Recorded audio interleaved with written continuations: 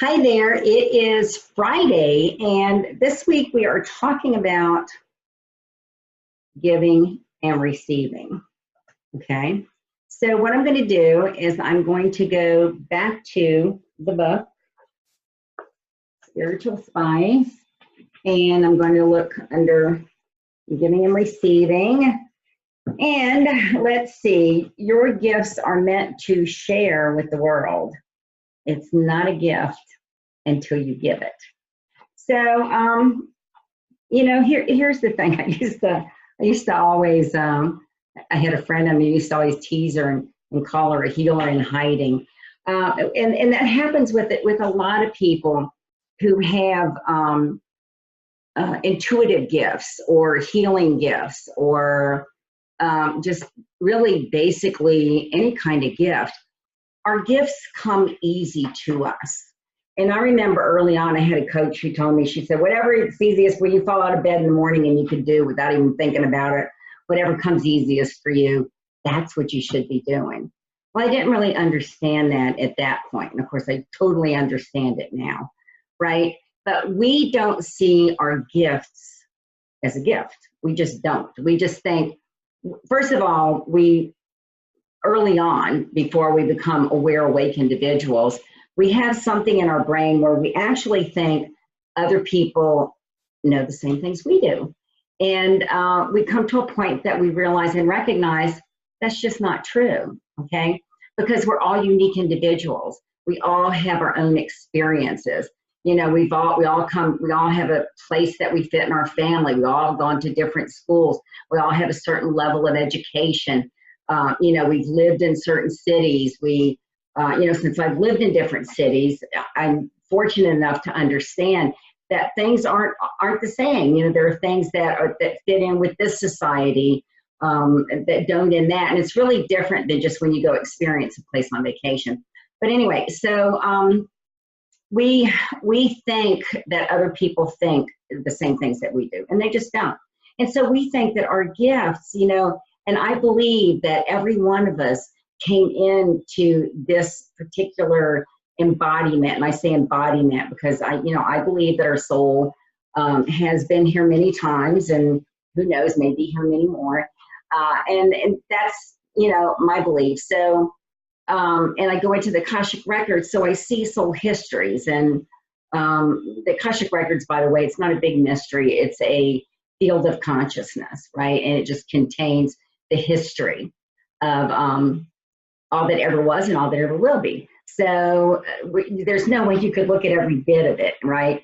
But anyway, so, and I don't want to digress and go there, but I'll do a video on that for you guys later on. But anyway, so I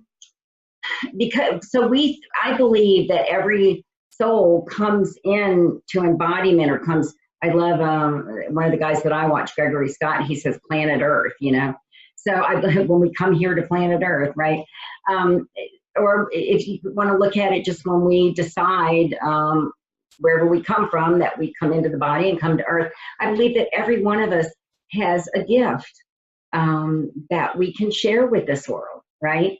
And some people, it may be that they're to be of service to others in a certain way, or it may be that they're here to support another person in a certain way, or it may be, whatever. There's so many different gifts, but we each have one, right?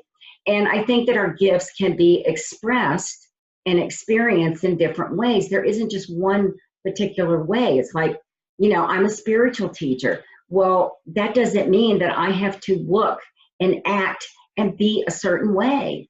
There are many, many spiritual teachers here on this earth right now.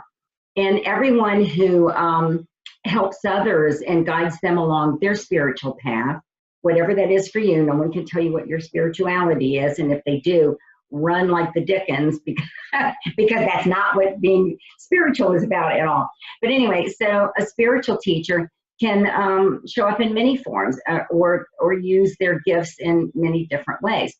But the point is that we have these gifts, and if we hoard them, right? In other words, if we hold on to them, one of the things I've discovered is that it will come out in inappropriate ways.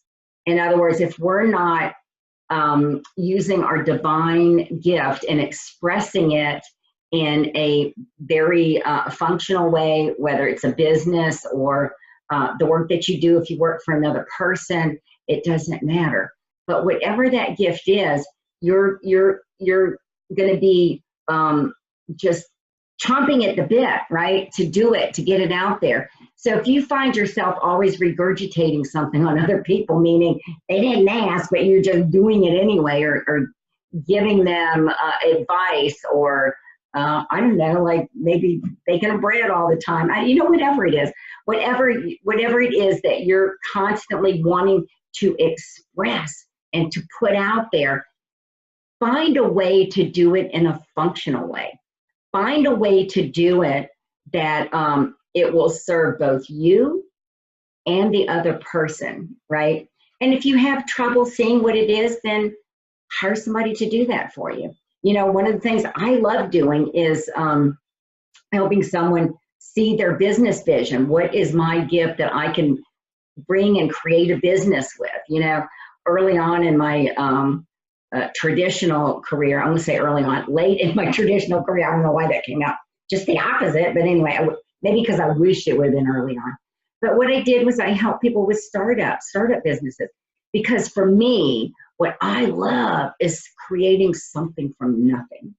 Now that would drive some people absolutely crazy, and I get that.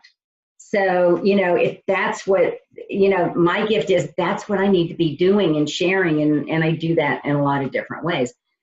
But for you, okay, whatever it is that you want to share and express that brings you joy and that is not a struggle for you, right? If it's a struggle to the point that you're trying to jam a round peg into a square hole, then that's not the right thing, okay? Because yes, it's going to be scary. Yes, we have to jump outside of our comfort zone, but that's a whole different feeling than trying to make something that it's not. And I know you probably had that feeling, okay? So anyway, this week we're talking all about giving and receiving. And so you want to give your gifts to the world absolutely in an appropriate way. And the same thing is with receiving. If someone is offering you a gift, receive that in an appropriate way. In other words, don't put caveats on it. Don't tell them how they have to give it to you, right? Because then that's not allowing them to be who they are and honoring their path. All right, so giving and receiving is quite a big topic.